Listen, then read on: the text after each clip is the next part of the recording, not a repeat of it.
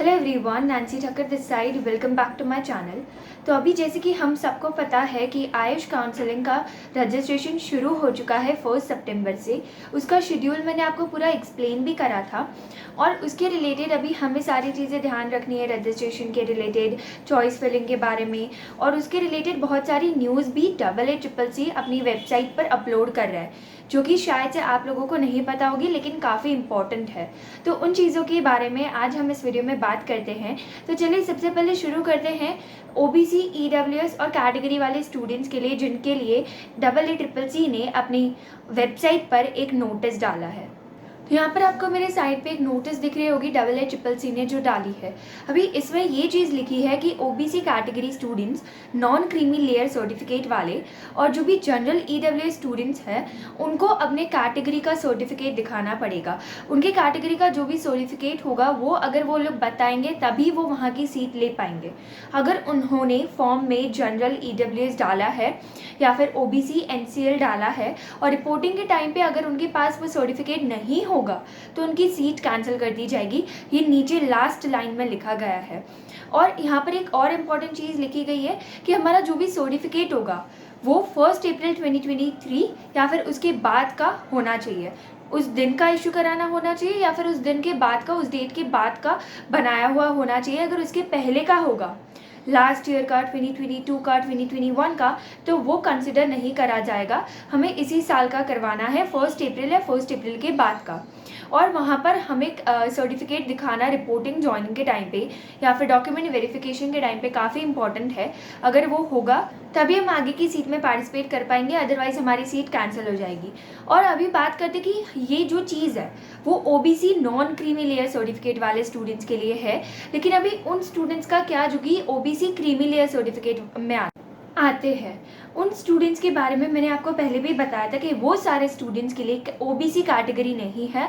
उन्हें as a general student ही वही जो भी जनरल की सीट्स है वही मिलेगी, ओबीसी की सीट्स नहीं मिलेगी। बस ओबीसी एनसीएल स्टूडेंट्स को एक कैटेगरी रिजर्वेशन मिलता है, बाकी ओबीसी सीएल वाले स्टूडेंट्स को कोई रिजर्वेशन नहीं मिलता। तो ये तो था पूरा हमारा रिजर्वेशन ईडब्ल्यूएस और ओबीसी स्टूडेंट्स के बारे में।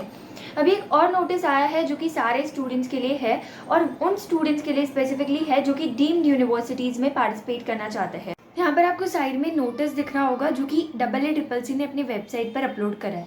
तो उस नोटिस पे ये लिखा गया है कि राउंड 3 के बाद जो भी डीम्ड यूनिवर्सिटीज़ की सीट्स खाली रहती है तो उस पर स्टे वैकेंसी राउंड कंडक्ट करा जाएगा, लेकिन वो राउंड डीम्ड यूनिवर्सिटी खुद करेगी। हर एक यूनिवर्सिटी अपना स्टे वैकेंसी राउंड खुद कंडक्ट करेगी।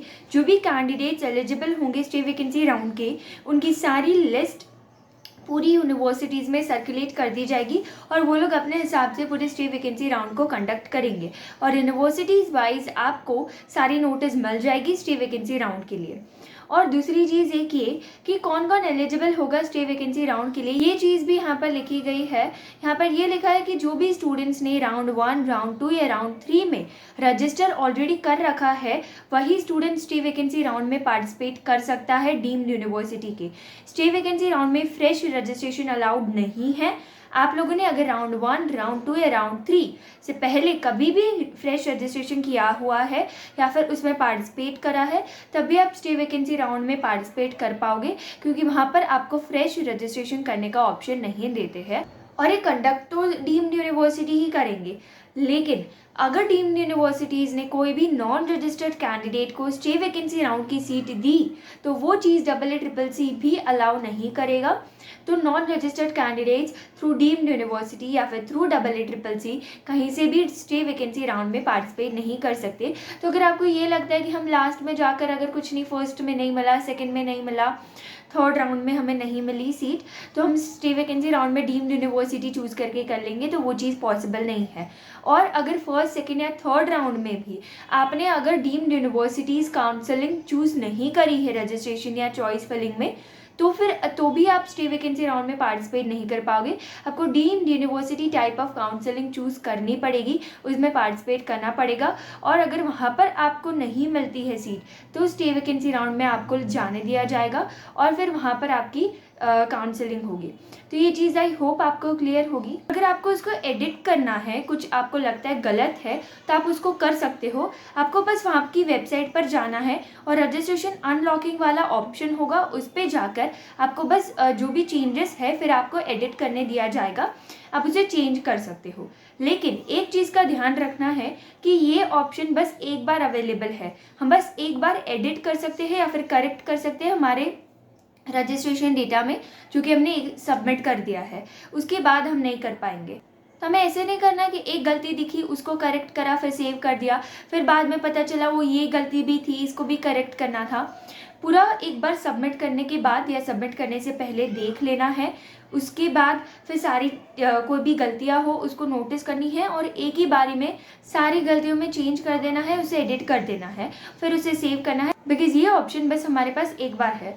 और अभी जिन स्टूडेंट्स ने रजिस्ट्रेशन किया है लेकिन लॉकिंग नहीं की है, चॉइस लॉकिंग या सबमिशन, तो उनके पास टाइम होगा 1 सितंबर 4 बजे से लेकर 4 सितंबर के 12 बजे तक।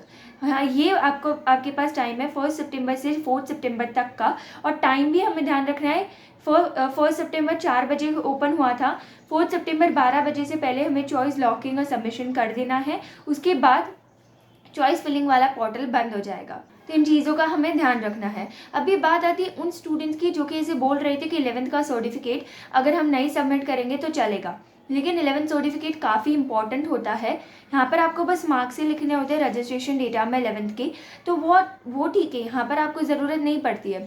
लेकिन रिपोर्टिंग के टाइम पे कुछ कॉलेजेस मांगती है 11th का सर्टिफिकेट, और अगर आपके पास सर्टिफिकेट नहीं होता है तो ये बोला जाता है कि आपकी सीट कैंसिल कर दी जाएगी, आपको सीट नहीं मिलेगी। तो ये चीज़ हमें पूरी ध्यान में रखनी है। कुछ कॉलेजेस मांग सकती है लेकिन कुछ कॉलेजेस नहीं भी मांग सकती। तो आपको नहीं पता आपकी कॉलेज मांगेगी या नहीं, तो better like to be on a safer side आप 11th का सर्टिफिकेट बनवा के रखिए अपनी स्कूल से। अगर आपकी कोई लोकेलिटी में ही आपकी स्कूल है तो वहाँ पे आपकी टीचर या उसको कांटेक्ट करें और वहाँ से आपका 11th का सर्टिफिकेट बनवा दें। वहाँ का भी 11th सर्टिफिकेट से आया हुआ आपका रोल नंबर, आपके मार्क्स सारे आपको रजिस्ट्रेशन फॉर्म में भरने होंगे। तो यही थी हमारी सारी अपडेट्स जो कि EEEC ने अपनी वेबसाइट पर 2 सितंबर को डाली थी और मैंने आपको सारी एक्सप्लेन करी।